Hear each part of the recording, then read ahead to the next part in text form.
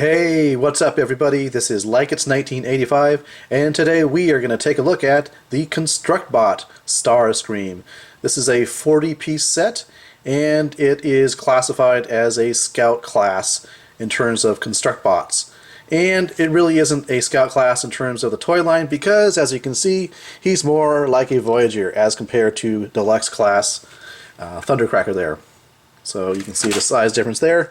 He's a very big Voyager class size figure, and we can have a look at the back here.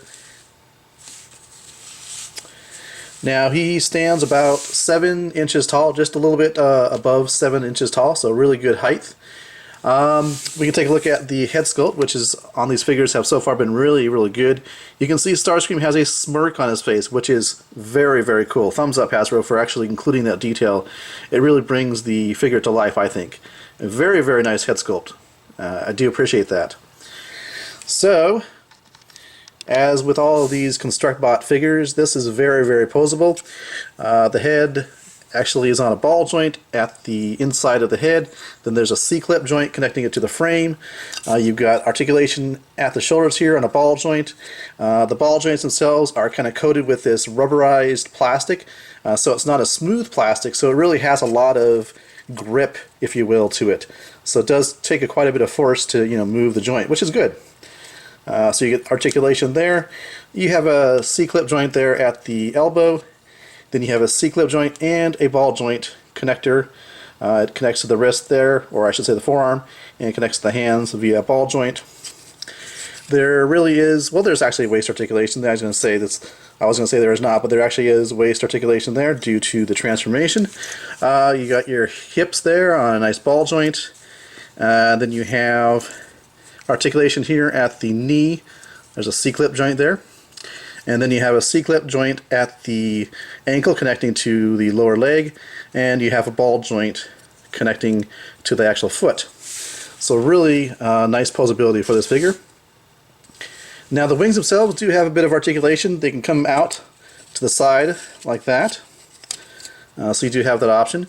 If you want, you could unclip the wings from here and clip them back here. There's a little connector there, which actually is kind of neat. It won't be able to transform fully, but I just want to give you an idea of what it looks like, because it does actually create a more Seeker-like effect if I can get this C-clip off there.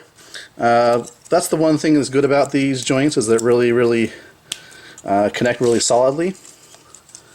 Sometimes a little bit too solidly, but yeah.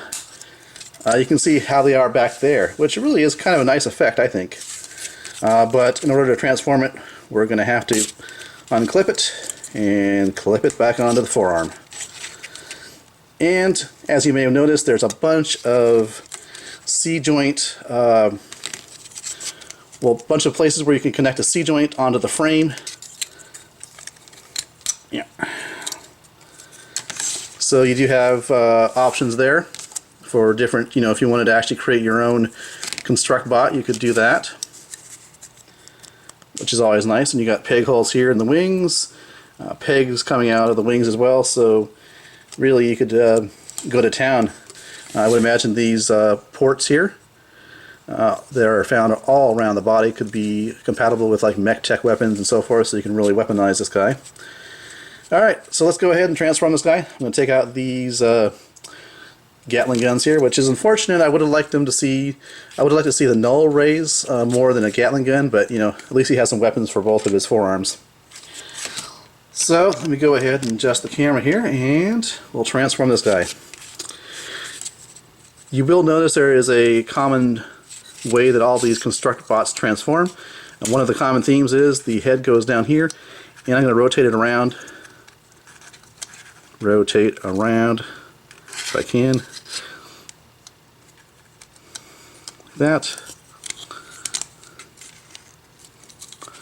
and then these come together like this, and actually, yeah, that's good.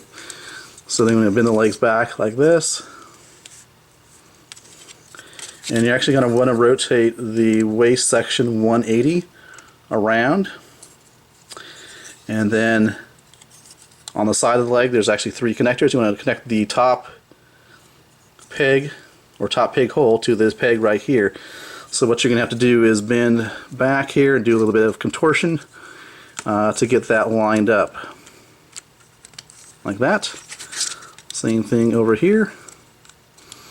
And then coming to the front here, the instructions actually tell you to do this before, but go ahead and you want to get these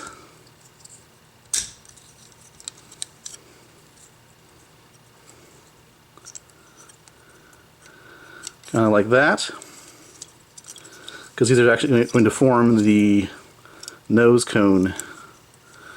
And then there's actually some pegs that will peg into those feet, and that will secure the nose cone to the front section here. Make sure everything's in there and tight. Alright, then bring down the arm. And there's a peg here, a peg hole there. This is going to line up, so you kind of have to bend the arm at the elbow, line that up. Same deal over here, line up. And then they tell you to put the hands like that. And there you have the vehicle mode, or jet mode. And of course you have these bits here. You have a lot of options here. You could plug them on top of the wings, under the wings. You could plug them in on the side here. So you do have a lot of options. I suppose you can even plug them up here maybe. Anywhere, basically anywhere where there's a peg hole, you can plug them in. So you can have something like that. Though I'm going to do it so that they are actually mounted underneath the wings for a more Generation 1 look. Again, I'd like to have these Gatling guns be like null rays instead. I don't see why they couldn't have done that, except for maybe they wanted to save cost, Hasbro that is, to save cost on the figure, but you can see there. Pretty cool. Now looking at the wing here, you can see how far it sticks out. You got this black piece sticking out.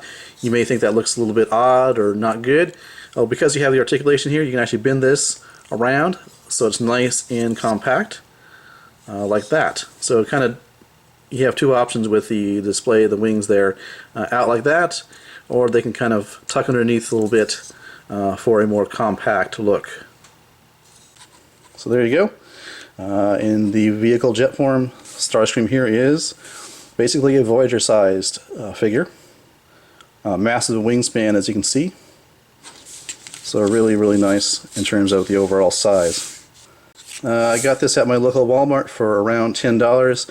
If you are questioning as to whether you should get these Contruct-Bots, especially the ones that are around $24, you may want to wait and get them on clearance. I'm sure they'll show up on clearance eventually.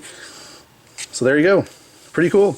And pretty cool idea for kids as well, for young Transformers fans. So in that regard, it's a pretty cool figure. Alright, catch you guys later.